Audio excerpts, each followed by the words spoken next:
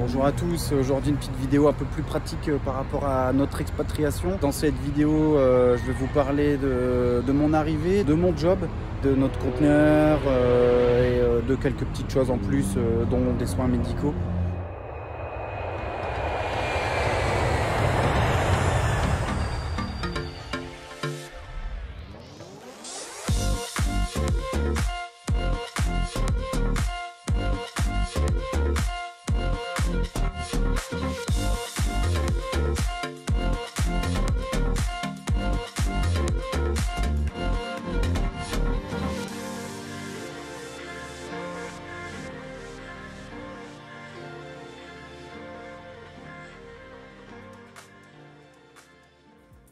Donc là, pour rappel, on est au mois de janvier, on est le 21 janvier, donc ça se passe plutôt bien.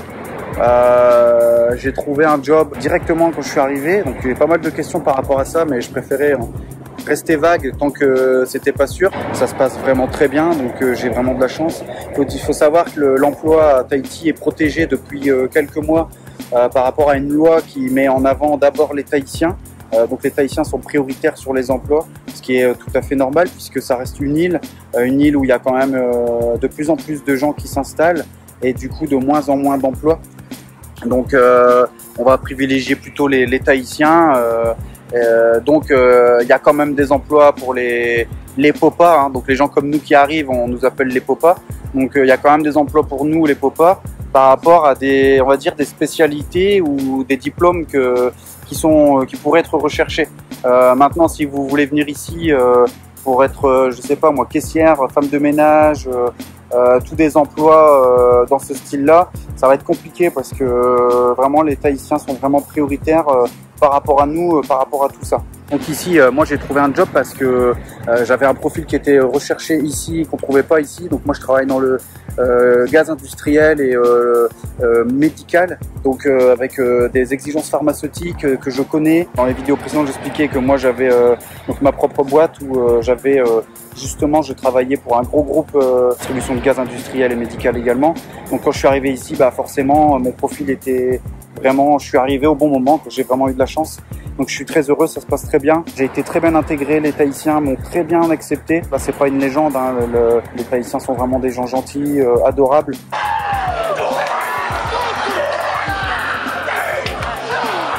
Et ça s'est très bien passé. Et merci à eux encore, si je sais qu'il y en a qui nous regardent aussi et qui nous soutiennent d'ailleurs dans nos vidéos. Notre conteneur qui est là-bas derrière, je vous montrerai après, qui est arrivé depuis le 2 janvier et qui est bloqué pour l'instant au dédouanement, donc je sais pas trop pourquoi, pas par rapport au contenu puisqu'on n'a rien de spécial et tout a été déclaré. Il a été pendant 20 ans l'un des plus grands trafiquants du port.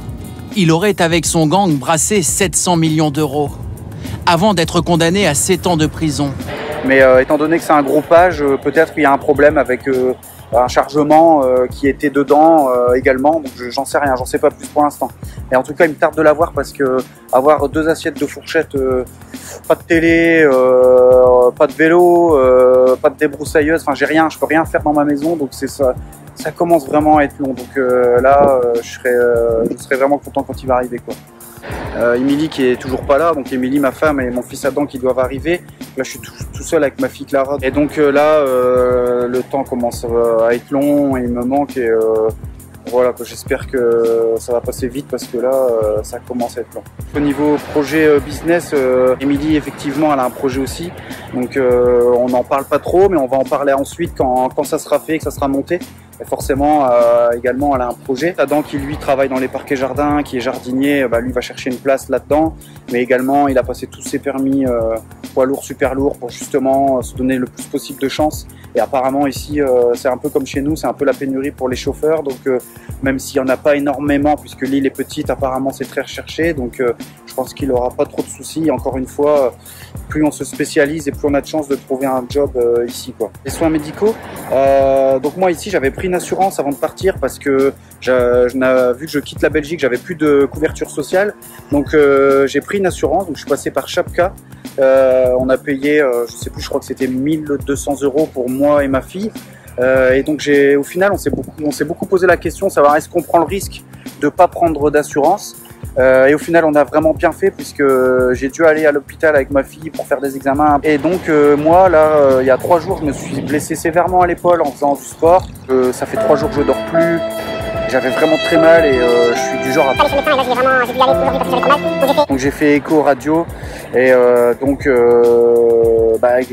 peu compliqué pour faire l'écho parce qu'on me donnait 1 mois de délai, 3 semaines, 1 mois de délai. Donc forcément, vu que c'est aigu, il fallait que je fasse tout de suite une écho, sinon ça n'a aucun intérêt avec la cicatrisation. Et donc j'ai dû un peu batailler, j'ai dû chercher et j'ai finalement trouvé. Il y a des hôpitaux, il y a des gens qui pensent qu'à Tahiti il n'y a pas d'hôpitaux, il n'y a rien, mais ça reste une grande ville quand même. Donc il y a des hôpitaux, il y en a plusieurs, il y a des cliniques, il y a des docteurs, il y a des dentistes, il y a vraiment de tout et on peut se faire soigner comme chez nous. Maintenant, je pense qu'en vraiment avec des pathologies qui sont très graves, notamment je pense des cancers assez spécifiques, je pense que là il faudrait mieux peut-être envisager de se faire soigner en métropole. Je fais un petit peu le tour, de toute façon on refera une vidéo qui traitera de sujets un peu plus précis, parce que là je vous parle un peu de ça de manière assez vague, mais là on va traiter des sujets précis parce qu'on a pas mal de questions, d'ailleurs sur Instagram ou sur Facebook, expatriation-tahiti, rejoignez-nous et profitez-en pour nous poser des questions et ça fera l'objet peut-être même parfois de vidéos complètes si le sujet est vraiment précis, et sinon sous forme de ping-pong on fera des questions-réponses, donc n'hésitez pas, continuez à nous envoyer vos demandes et on y répondra avec plaisir au fur et à mesure du temps qu'on a pour ça, quoi. Je vous laisse et je vais vous faire découvrir un petit peu la vue qu'il y a derrière moi.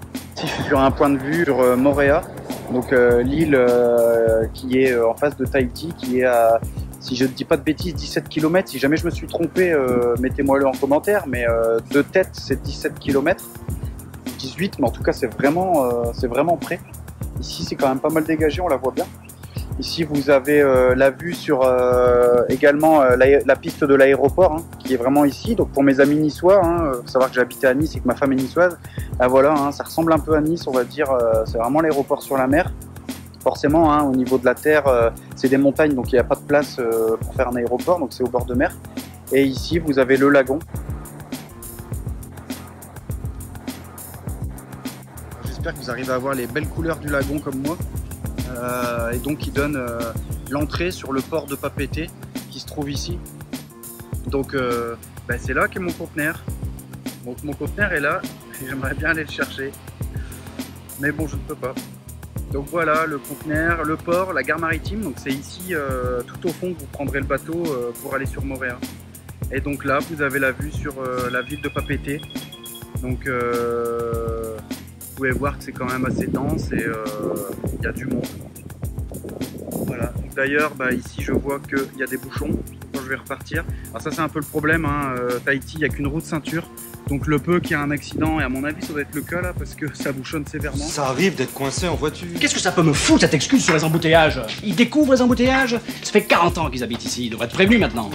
On galère, ça roule pas. Donc par exemple pour aller au boulot, il y en a qui commencent à 7 h, ils doivent se lever parce qu'ils habitent à une quarantaine de kilomètres de Papeete. Ils doivent se lever à 4 h du matin parce que sinon ils tombent dans les bouchons et voilà, donc c'est ça qui est un peu relou quand on habite sur les îles, que ce soit la Guadeloupe, toutes ces choses-là, c'est même combat, quoi. Donc voilà. J'espère que cette petite vidéo vous a plu, n'hésitez pas à mettre un like, un commentaire, ça nous fait plaisir.